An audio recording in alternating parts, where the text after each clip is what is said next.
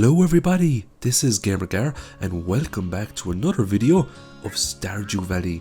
For the purposes of today's video, I'm going to showcase to yourselves the best crops that you can grow each season of this game. So we're going to cover spring, summer and fall.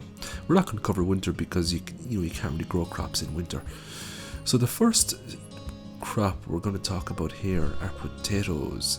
And one of the great things about potatoes is that it only takes 6 days to grow. That means you can grow 2 batches of potatoes before you purchase the overpowered strawberries that we'll touch off in a moment. As you can see here now, I'm going to use my scythe here now and harvest all these potatoes. And just so you know that the scythe is actually a mod that we use for the convenience of these videos because it speeds up harvesting these crops dramatically. The great thing about potatoes is that when you harvest these, there's a chance that you can get multiple potatoes per harvest, so you can actually get quite a few potatoes. Now we're going to convert these potatoes into pickled potatoes and potato juice, and we're going to sell them just to kind of show you what profits you can get from these potatoes. I also replant another batch of potatoes before I call it a day. Let's have a look at the numbers. Into the farming tab we go. So bear in mind that one potato costs 50 gold, so a regular potato gives us back 88 gold, so there's a nice profit right there. But look at the pickled potato compared to the potato juice. 294 for the pickled potato, 252 for the juice. So there's not much difference there at all between using a preserve bin and using a keg. So you're probably better off to go the preserve route with those potatoes. Next up we have strawberries. Strawberries are one of the most overpowered crops in the game because you get multiple harvests of strawberries. The trick with strawberries is to try to plant it with speed growth, especially if you're halfway through spring. That way you will get 3 harvests instead of 2 harvests. So today is the 20th, and the reason why we can get them today and not on the 21st is because we use speed grow. And because we got our first harvest on the 20th, that means we're going to get our second harvest on the 24th and our third harvest on the 28th. So we just converted our strawberry into strawberry jelly and strawberry juice. Let's sell that and see what is more profitable. So let's bring up the figures here now for farming. So regular strawberry, 132 gold, so it's a 32 gold profit for a regular, but the strawberry jelly is bringing in 406 gold, which is a huge profit, and the wine is bringing in 504 gold, which is a very nice profit as well. So my advice here is to use the preserve jars if you have lots of strawberries. As we can see, it's the 24th, so the regrowth there no problem. And I'll just show you here on the 28th, they're after regrowing again because we use speed grow and we planted them on the 13th. That's the trick with the strawberries. Next up, we're going to talk about rhubarb seeds, one of the most undervalued crops in the game. One rhubarb will cost you 100 gold. Now, a rhubarb will give you an absolute huge profit. The only thing with rhubarb is chances are you're not going to get these in your first year of spring because you have to get to the desert. But for your second year, rhubarb is something you should absolutely consider because of the profit that you can get from it. So we're going to get some rhubarb wine here now and rhubarb jelly, and we're going to sell that along with the regular rhubarb just to see what kind of profits that it gets. In my opinion, this is one of the strongest crops you can grow in spring just because of the insane profits that you can get with it. This is definitely up there with the strawberries. So a regular rhubarb, 242 gold, so straight away you're making huge profits. Look at the rhubarb jelly, 686 gold, that's almost 7 times the base value.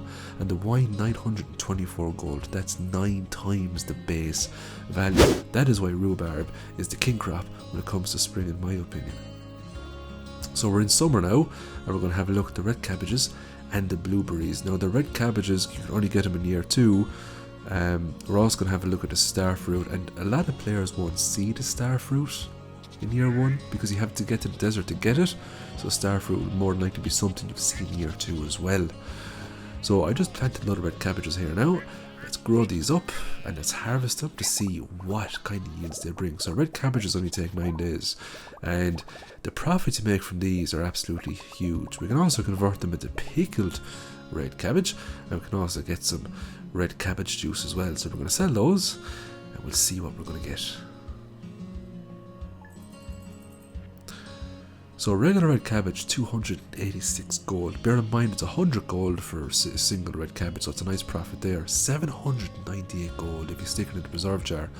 Only 819 though if you put it in a keg, so you're probably better off sticking to the preserve jars here because the profit margin between the keg and the preserve jar is very small. Next up, we're going to take a look at the starfruit, and we're also going to take a look at the blueberries. Now, the thing about the blueberries is that you get multiple harvests of blueberries throughout the season, and you also get tons of blueberries for each seed you put down. So when it comes to making profits, it's very hard to beat the blueberries because you get so many, and you can convert all those blueberries further. So let's have a look at the results here. Let's start with the starfruit. Regular starfruit, 825 gold.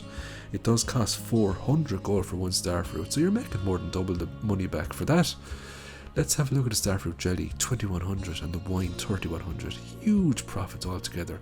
If we look at the blueberries, 55 gold for a regular.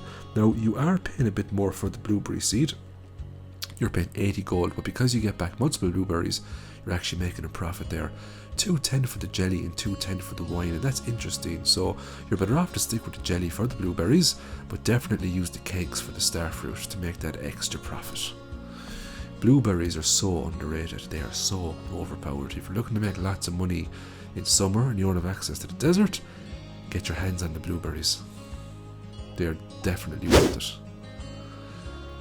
So we are now in fall, and we're going to talk about the cranberry seeds. These things are absolutely amazing. We're also going to talk about the pumpkins, and a lot of players that do challenge runs will use the pumpkins in fall because of the sheer amount of profit you can get from the pumpkins. So I'm just going to plant all these crops right now, and I'm going to sleep for a couple of days, let them grow, and let's see what we get. We actually got a mutated pumpkin as well, which is very rare. It's always nice to get the mutated or the giant crops. Sometimes I call them mutated crops because I suppose it is a bit of a mutation. So I'm going to sell everything. It has been processed via the preserve jars and the kegs. Let's see what kind of numbers we're going to get. So we're going to start with the cranberries. So for one cranberry seed, we're looking at 240 gold. They're extremely expensive. Now you get back 82 gold for a regular cranberry, but you get back multiple, so you're actually making a profit.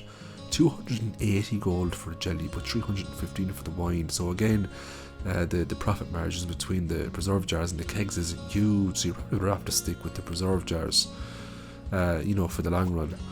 Next up, let's harvest these pumpkins. Now, rule of thumb, if you do get a giant crop, hit it with an axe to harvest it. But here's a tip for you: giant crops will remain active throughout all the seasons. They won't expire. Even if you go into winter, they'll remain as giant crops. Let's take a look at the pumpkins. So one pumpkin seed is 100 gold, but look what a regular pumpkin gives back, 352 gold. Pickled pumpkin, 966, and pumpkin juice, 1008.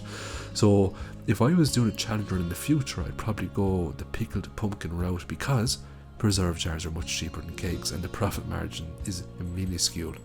That is why pumpkins are so overpowered. They give back huge profits. Speaking of overpowered crops, I'm just going to give an honourable mention here to the rare gemberry that I had over on Ginger Island. So you need a rare seed to grow these, but the best thing to do is just stick it in a seed maker and just keep putting it in the seed makers until you can fill up a farm with it. 3,000 gold for a sweet gemberry, 4,500 for the gold, and you can actually get more if you use deluxe fertilizer. I think you can get 5,000 or 6,000 for each sweet gemberry.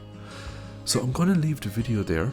I hope you enjoyed it. I'll upload the next Stardew Valley video on Sunday, so because we're changing our upload routes now, it's going to be Sunday, Tuesday and Thursday. I also left the community posts just to advise everyone as well.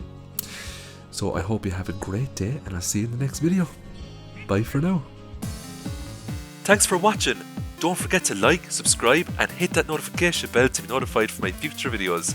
And as always, have a great day.